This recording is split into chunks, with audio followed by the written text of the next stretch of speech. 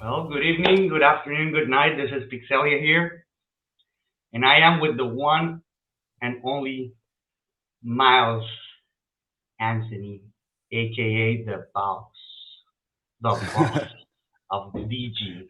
What's up, Miles? Thank you for being here, man. Happy to Hey, have how's it you. going? Thanks for having me. Appreciate it. First of all, we're honored to have you here. You have no idea like what this means for us. We've been doing this for 3 seasons now in Stronghold. And I always told Milito from day first, I will be closing season three with Miles. And this is the end of season three. So my goal has been Amazing. accomplished. I don't know if you know this, but I'm pretty sure you know by now that Milito is also like a big fan of you. We're super bullish on DG. And he even has a song called The Baby Boss. Have I you saw that. It was awesome. Yeah, yeah. I love it's I very love the cool, right? music video as well. Yeah. Yeah, and they're all like recorded in the casino, so that's pretty cool. So Miles, this is just to give you context on. This is two fans interviewing you, so I would like to ask you something, man. Same thing I always ask every guest we have. Um, how was like talk to me about the early stages of your crypto journey. How did you get involved into crypto, and how that journey took you to the central end? Like, Yeah, yeah. So I can dive right in. So my first venture was actually an e-commerce business that I started when I was a student at UCLA, and that was in 2015. And so I kind of was entrepreneurial by nature back then, and wanted to start something of my own. And by the time I graduated, which was 2017, I was doing a good amount of volume there, and that business was just a general like electronics e-commerce business. And so the cash flows enabled me to kind of venture into crypto. And at the time, ICOs were very popular. And so one of them that caught my eye was Decentraland. I thought it was a very interesting use case for a token and NFTs. And it was actually one of the first times I saw a good implementation of NFTs with the product. So it appealed to me. And so, yeah, I've been involved since the ICO and the community, but didn't really build something or start a project within crypto until 2019. I was kind of more in it for just the speculative nature and just interested in it for the technology and future upside of it. But I realized in 2019, no one was really building anything of substance in Decentraland. It was very early days of Decentraland. And so at the time, I wanted to start a crypto project. And so DG was born early 2019 with the dream of building a casino in Decentraland. And yeah, that's how I got so, started. it can like based on what I just understood, you were there when the central end was born. You know, you Correct. you Yeah, yeah, you saw it yeah. coming back, like coming to life. Which is very exciting because it's still in a development stage. So like what was it that caught your attention? Like what was the potential you saw? Because hear me out on this. Like I am a central end user. I see the potential, but the way I saw the potential was by jumping in world, walking around with my avatar, and actually realizing while in world the potential of it. How was it for you? Because this we're talking about someone who saw the potential in a white paper. So like, Yeah, yeah. what was it that caught your attention? Yeah, definitely. So I think the white paper was very interesting. I feel like the idea of a metaverse is something that's one of those, kind of far-fetched ideas. At the time, specifically in 2017, was kind of like a far-fetched idea. There was various fan fiction or novels written about it and movies made about it, but ultimately, yeah, there were a few kind of virtual worlds out there already that they even referenced in the white paper, and these virtual worlds had their own mini economies. And so, I think applying crypto assets to a virtual world in the form of a currency and land and other assets like wearables that you can accumulate. I felt it was just a great use case for the technology at the time.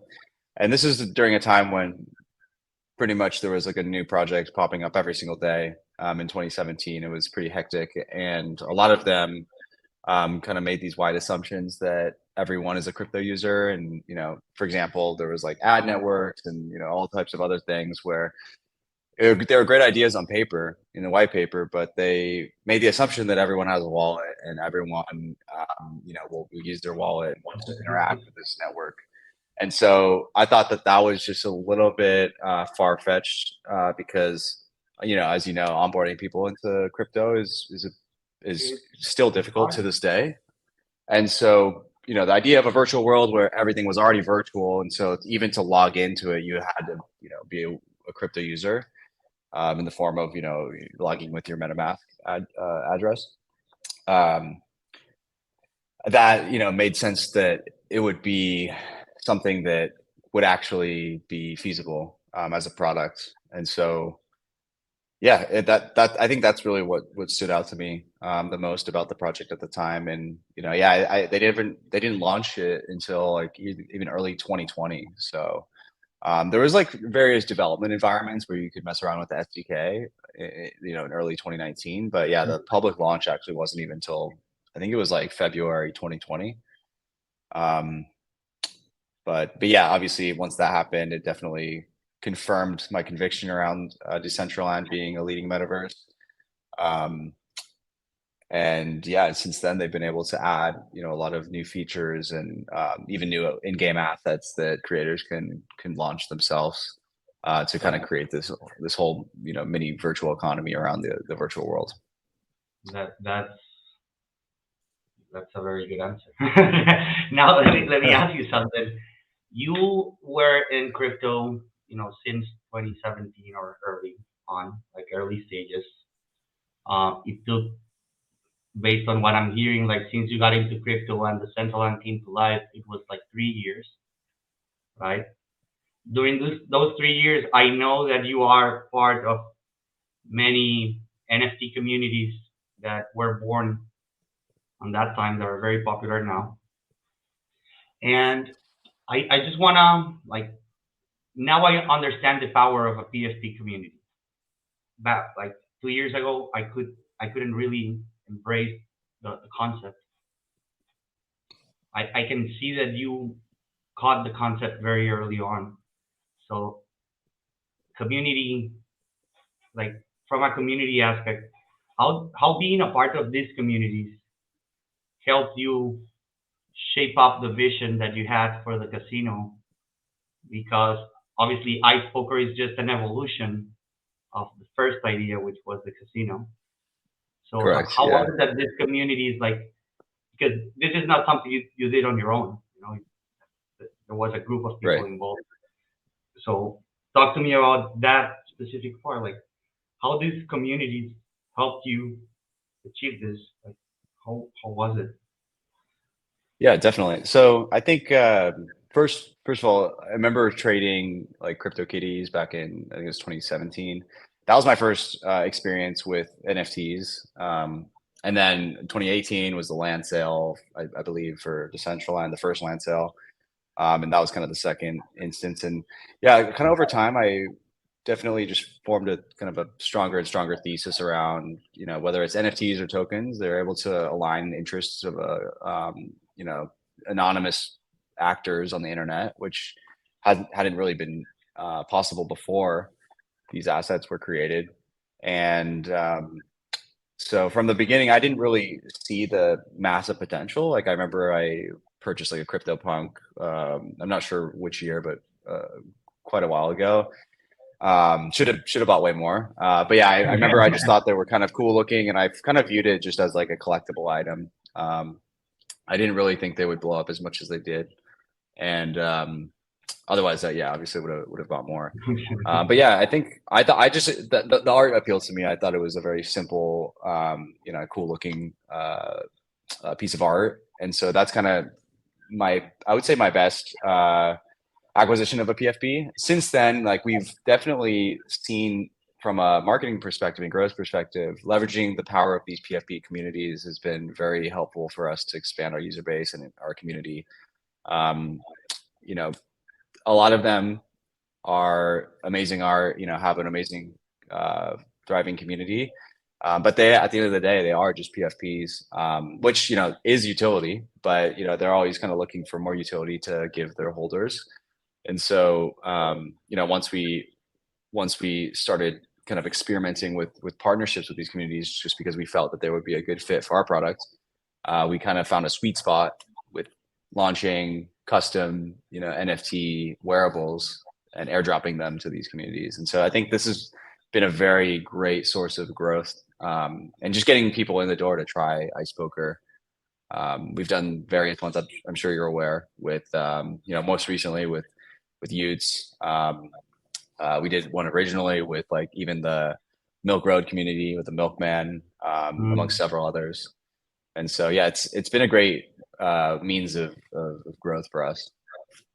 Yeah, like I can see how leveraging through communities helped you guys, conceive the project. But um, Metaverse Casino, like the good old reliable Metaverse Casino.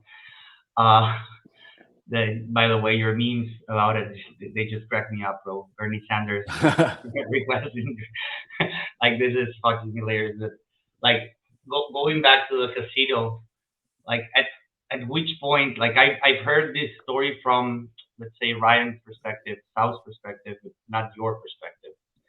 Like at which point in the conception or the development or of the metaverse casino, you guys realize like fuck, like we need to focus on poker. Like this is this is gonna be a big thing for us. Let's focus on poker.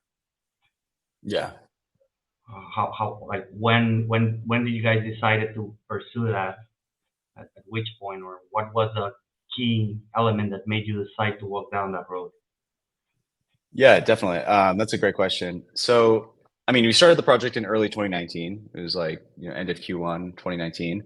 And we first started by building even just like a lottery. Like that was like our first, game, like a lottery and then a slot machine, and then roulette and then blackjack. And so over time, we kind of made games that are a bit more complex. Um, and then, yeah, eventually, I mean, we even made backgammon at a certain point in time. I think that was like early 2020. I don't know if you remember that one, but yeah. And then finally, we had been working on poker for the longest amount of time, but we didn't. It was really tough to get it working in the metaverse. But once we finally did, and at the time, Play and Earn was really blowing up, and the success and growth, massive growth to millions of daily active users that we saw with Axie Infinity and several other games at the time. We felt that building a poker version of a product like that would be very popular, especially specifically because a lot of people already know how to play poker, and they already like it. And so there's less of a question of whether people will actually enjoy the game. And so yeah, that was right before we dove in. I think it was end of summer of 2021. Um, Wrote the white paper for Ice Poker, and started building it, and then eventually launched it towards the end of the year of 2021. And after that, it really hit us, that we had really solid product market fit with this new product. I think before that we would host different events in the metaverse with roulette and blackjack, and we would maybe bring in like 50, 100 users here and there, which was great for the time, but ultimately it wasn't like a sizable amount of people actually using our product. Our daily actives would be a few hundred. But then after Ice Poker launch, they just kept growing and growing and growing, and we eventually at the peak reached around like a 12,000 daily active players in the metaverse, which is a lot of people. Specifically, because of the fact you can see them in the 3D environment. It's more than 38. And so, yeah, exactly. So yeah, it was crazy to see that growth. And, so I think at the time that was like early 2022. And yeah, I mean, we ultimately saw so much success in terms of growth, so much excitement around poker, ice poker. And, we didn't see much excitement around the Metaverse Casino at the time. And, it was making money for the treasury, but those revenues were kind of offset by the fact that we had to pay gas fees and, a bunch of other items, like for also DG rewards for kind of like a rake back. And so the Metaverse Casino product itself at the time wasn't very profitable.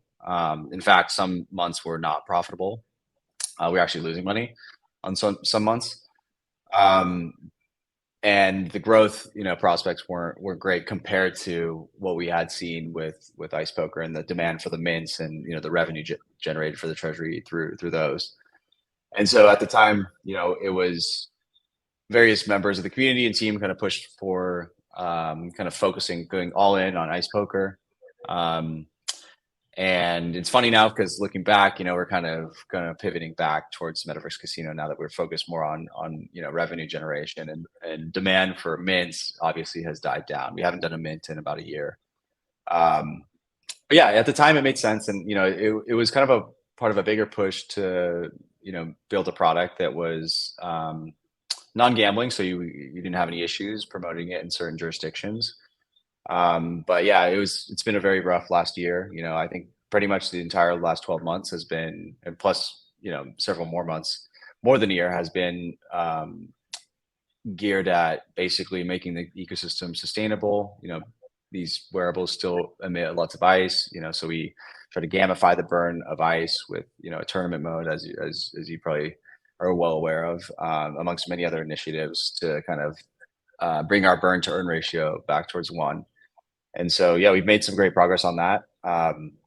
But still, without being able to mint a year later, since we discontinued mints, we do feel it's the time to really, focus on how can we generate revenue for the treasury. And so that's kind of why we were recently considering and eventually passed a governance proposal to bring back the casino. This time under a Malta license, which is one of the top online gaming licenses out there. They're actually very difficult to obtain, and so the deal that came forth for us, we moved on it quickly thanks to the community support. So yeah, we're really excited to bring back those games and drive a lot of ice burn and revenue for the treasury. Okay, this is gonna like sound bad, but I think you're being conservative on the amount of credit you need to give yourself and the team for what you have accomplished in the past year and a half. You said that back then when the Central was being born, every day a new project was popping up, right? There was a time, Yeah. like in that period of time, let's say it was a bullish time, DG was born. And out of hundreds of projects I saw, DG is like, I think like maybe the only one who's still building relentlessly towards towards a future in crypto. Like you can see that you guys are not here, to make a quick buck and leave. Like you're trying to build something in the long run. And the play to earn model, I think it was amazing. But what your guys are doing, focusing on revenue for the treasury, is it is it's just gonna take everything to the next step. Like it's gonna next level. What you guys are doing on onboarding people, the eliminating steps to be able to play poker, to interact with NFTs. It's amazing. I think that, like personally speaking, I never cease to be impressed. It's even hard to keep up with you guys because it's like launch after launch after launch after launch. So thank you. We really appreciate that. Yeah, it's been great to be able to ship so many new features, and we hopefully by now. I mean, it's been 4 years or more than 4 years of development. I think that hopefully, the community can see that we're in it for the long haul, and we want to make everything sustainable, while still keeping all of the functionality of all the assets that we have distributed to folks. Um, It's and hard to imagine yeah, a future in the Central End without the Central Games, like for real. Uh, at some point, I was talking to Mansier in one of our interviews, and he said like the reason why I'm so bullish on the Central Games is because they're not called ice poker; they're called the Central Games in plural, like many games. And that leads me to ask you, like the multi-game experience. I can see it happening in the Central End. I can see it happening mobile version. So yeah, at any point, will there be a multi-metaverse DG experience? Like, is DG yeah. attempting to colonize other metaverses?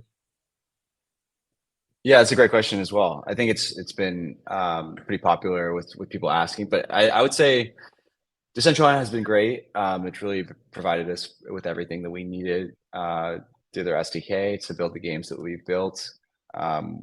Various other metaverses aren't necessarily in that state yet. Some are getting close. We saw the most value as a next step in expanding outside of the public Decentraland implementation. We saw it to be building our own version of Decentraland via DCL Worlds, and so that's why we kicked off that project. We actually have some DCL Worlds that we've been testing with already, our existing games, Metaverse Challenge Mode and the Metaverse Casino. But yeah, I think that is definitely the next step in terms of expanding outside of public Decentraland environment. But yeah, on top of that, we've been still eyeing other metaverses. We just haven't seen the level of adoption that would really make it a no-brainer to like devote a lot of resources to it quite yet. But I would imagine that would be some point soon, just given the amount of development that's occurred in the last 12 months in other metaverses. So yeah, we're open to the idea, but I would say our metaverse product, the next step in terms of expansion is just building our own metaverse on Oh, DCL Worlds. Yeah, that is sweet. Like, yeah, your own world. It actually that's the potential that the world unlocked. So yes, it does make sense. definitely, yeah. And we Now, can add hopefully new features to like make the onboarding and just user experience a little bit better. Like if you can imagine signing in with social login like you do on icepoker arcade, like Web3 auth, social login, amongst other things that hopefully should streamline the experience. yeah, that's a recurring conversation I have with many people, and I always tell them the same. The solution for a Web3 population or user capturing is a Web 2.5 solution, something that Yeah, allows them to just jump without feeling they're jumping. Does it make sense? Like that, they just dive in, but they don't know they're diving in. But because the transition is so smooth, by the time you realize you're already in a blockchain-based environment. So exactly. I think this is like I can see how you guys are focused on achieving this, and I can see like I don't have access to the metrics, but you guys do publish them, which I love, by the way. And I like there's many positive changes. Like, you can trace them down to every single decision you make. Like it's something you can trace and you can see where it's going. So Yeah, in absolutely. terms of growth, like because crypto has a lot of potential for growth, but growing in a non-proportionate way can make you die. So like, Yeah. how do you decide? Like how do you guys decide up to where you grow before you make the next move? Because I feel that this has been a key ingredient to success in your project. You know? Yeah, definitely. I would say right now, we have very wide assortment of products. I think I recently tweeted about this maybe like a month ago, but we have our free play product that's on icepoker arcade. We have our paid mobile web product, which is Ice Poker Arcade. We have the Metaverse Casino, which is currently banked Ice, soon to be Ice, and potentially other cryptocurrencies as well. And then we'll have the DG Metaverse, and then finally we have the Ice Poker Metaverse Challenge mode. So yeah, we have like kind of this suite of products. And so in the past, like we were, especially during the end of 2021, early 2022, before we stopped minting, we were trying to just grow as quickly as possible. And so we did achieve that, but like you said, the ecosystem wasn't built in a way that could withstand a bear market and kind of a lack of or a lessening of demand for mints. And we found out the hard way, and the last, as a result, the last year was very brutal. But now I think, like, after kind of reevaluating kind of how can we build a sustainable in-game economy, by gamifying the burning of tokens and doing various other items to kind of balance our emissions with our inflation, or our emissions with our burning. I think that's why that has been the main focus before really growing our user base again. We have kicked off various influencer and marketing campaigns over the last several weeks, and other ad campaigns before several months ago. But I would say each day, each week, as we ship more and more stuff, especially leading up to the Metaverse Casino launch, we're going to have a lot better mechanisms to balance our in-game economy and then capture value from this growth in the form of ice burning, demand for ice, demand for wearables, and treasury accumulation of value. And so, yeah, I would say, especially because the market right now is a bit bearish still, and I don't really expect the bear market to really end for another quite some time. I would say maybe sometime next year. That's what we're prepared for. So in the meantime, yeah, while we do have campaigns in place to grow our user base through the free play kind of top of funnel, which can hopefully converts to paid arcade, which eventually will convert to Metaverse Casino. I'm not like in any rush to pour our resources into growth quite yet. I think there's going to be a time and place when it makes a lot of sense. But I think it's in our best interest now to kind of still run campaigns, because we do have a marketing team at DG, but really just focus on getting these new products live, specifically the Metaverse Casino, and various other features on the mobile/web arcade products. So pretty much control growth is what you're doing right now. You're controlled station milestones growth, so that you don't need to learn the hard way. Exactly. Yeah. And I think there's going to be a lot of opportunities, specifically over throughout the rest of this bear market, for us to build product-led initiatives, which I'm really excited for. For example, like a referral/affiliate system that aligns interests, gets people to native system that like incentivizes people to actually bring in their friends. They get a piece of the spending that their friends kind of do in the ecosystem. And so, yeah, there's a lot of ways of driving growth, viral growth, even in the future, from product-led initiatives rather than marketing or first initiatives, that I think could be really powerful. So I'm actually really excited to explore those options, especially after we launch Casino, especially after we launch some of the new features on arcade, where you can have cash tables and everything. I think that's going to open up a lot of opportunities for us there. And the beauty of product-led growth initiatives is that you don't have to be constantly like running the campaigns manually. It's just like ingrained and native to the actual economics of the product. And I think that's really powerful, and it's automated too. So it tells itself basically. Yep. Yeah, exactly. Yeah. I mean, if anything, if we learned anything over the last couple of years in crypto, is like, if you can align interests of parties, acting in their own self-interest, to kind of drive, whether it is growth or, revenue generation, et cetera, I think it can be very powerful, and it can be achieved through crypto technology, 100%. Yeah, I 100% agree with you on that, Miles. And Miles, Yeah. this is like I told you before. This is your house. You know, this is Stronghold, and there's many people out here playing poker. You know, old players. There's new players. There's first time users. So for those of the community who had been part of the community, like this is your chance to tell them whatever you want. Like, what would you tell the community that has been there standing with you along the way? Like, what would be your message for them? Yeah, that's amazing. You make a great point.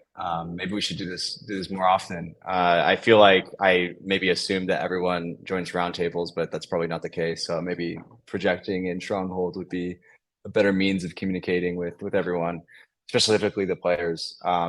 And so yeah, I would say I would want to start off with everyone that has been around for the more than a year. Really appreciate you guys sticking through this. I think, we absolutely have seen better days as a community with regards to sentiment.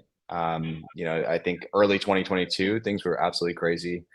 We're minting out, selling out the mints in like, a couple minutes. It was insane the amount of demand there was and excitement there was around the product. But I would say, even though we are in the middle of like the right in the middle of a bear market. Um, our product has never been stronger than it is today. Like we have so many different moving pieces now that should act to balance things, and they have. The last 3 weeks we've basically been at 1-to-1 burn to earn, which we have never been able to do before.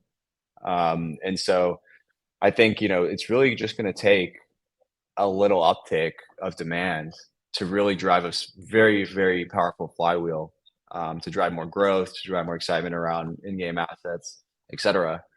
And when that time comes, it's going to be really, really exciting for us as a community to kind of witness the fruits of our labor over the last year plus. Specifically over the last year as we've been grinding to kind of balance everything. And so yeah, that will be exciting. I mean, at the very latest, I think the market should recover, I think by end of next year. So that's like the very worst case scenario. But I think we're in a place where we can actually start growing and having that very powerful reflexive feedback loop happen a lot sooner than end of next year. So um, yeah, I couldn't be more thankful for the folks that have stuck around since then and seen kind of us go through the ups and downs as a community. And also to the new folks, I just wanted to say welcome aboard. I think joining in at a great time. If you could join some major projects back in 2019, which is basically kind of where we are in the current cycle, back then, there's tremendous excitement and upside ahead. So to the new folks that have joined more recently, would want us to just say welcome. What else? What would be your advice for the first time user? Like the central and can be overwhelming for the first time user. Even if you're just in this for the poker player, um, Yeah, yeah. it can be I overwhelming. mean, So, what would be your advice for that specific user? yeah, I would say like if you are a first time metaverse poker player, then I have to give it to you. You figured out how to onboard into the metaverse. We're very early still. The metaverse is in its infancy still, even though it's been, a couple years since the launch of Decentraland. It's just going to keep getting better and better and more immersive as the technology improves. And so, yeah, I would say, I appreciate you guys going through the hurdles to onboard, but it should improve specifically when we want to be able to launch our own metaverse built on Decentraland worlds. So it should continuously get better. But yeah, I mean, as with anything in crypto or just in tech in general, getting in on the ground level is very exciting because you get to see the growth and there's lots of opportunities, specifically in crypto when you're early to things that expand to really benefit from being early. So yeah, I think it's quite exciting to be early. Words of wisdom by the boss himself. Brother, I wanna thank you a lot for being here today. For taking a couple of minutes from your time to share a little bit of your experience, your personal perspective on the project, on the metaverse that we are currently playing on Central. It means a lot for us, because you are kind of like an expert in this. Like you saw it come to life. So for people like me, like many others, hearing what you have to say means a lot. It means a lot for us because this is your house. This is also your show. This is it. It's everywhere. It's ours. It's ours. Yeah. Now, It's anything everyone's. anything you Yeah. want, bro. This is like our doors are always open. We are excited to help the community grow as well. By doing this, this is our grain of salt or a grain of sand. I don't know, depending on how you say it, but this is the way we Yeah. do it. So thank you for being here. It's been an honor, Miles. And No, no, from the bottom of honor's my been heart, mine. you I guys are appreciate it. doing an amazing job, bro. Like an amazing job. You consistently kill it, and the consistency of DG team is like a leading example in the industry. Like you guys are on point, bro. Thank Congratulations. you. I really appreciate it. Thank you for having me on.